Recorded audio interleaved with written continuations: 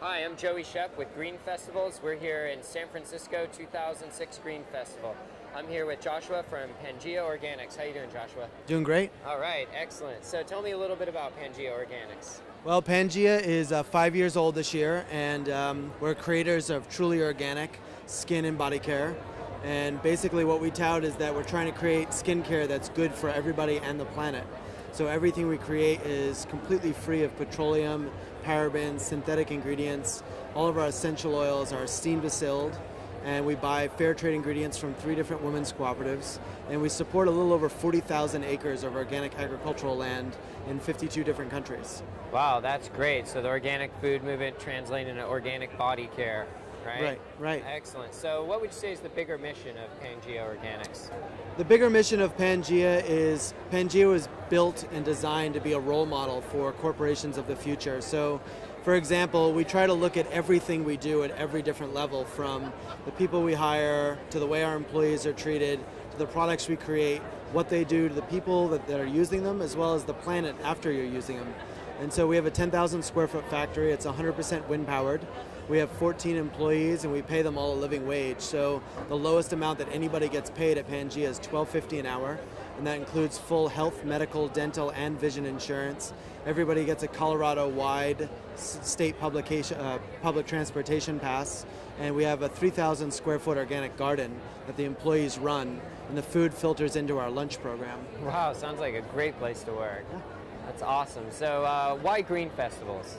I think it's a really great place to connect to people, both people that are already currently in the organic space, purchasing sustainable products, but I think it also attracts a lot of people that normally wouldn't be at an event like this and don't really know that much about organic or sustainability and are really looking for answers to questions that they have. How did you get first interested in body care products and soap?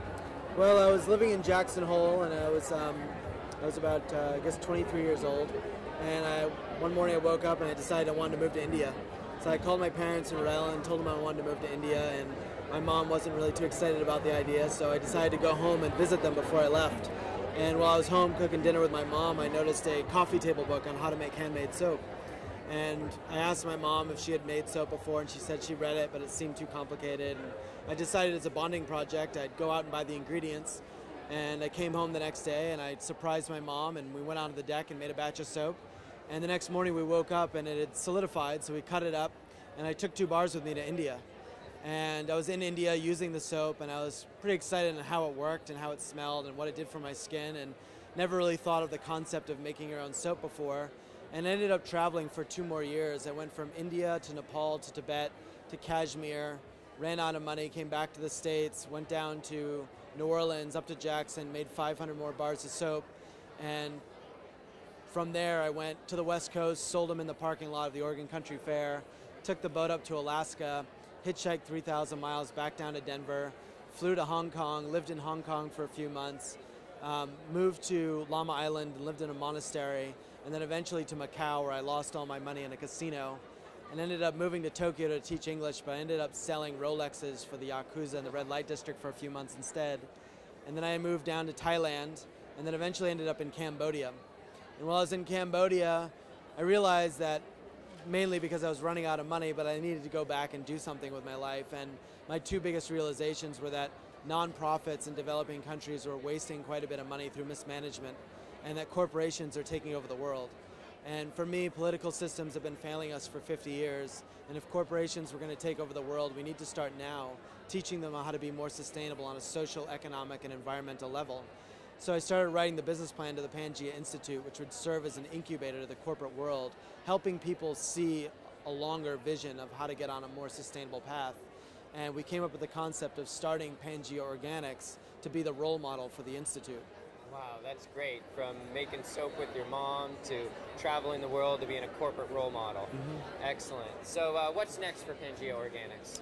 Right now we're focusing on some pretty innovative packaging.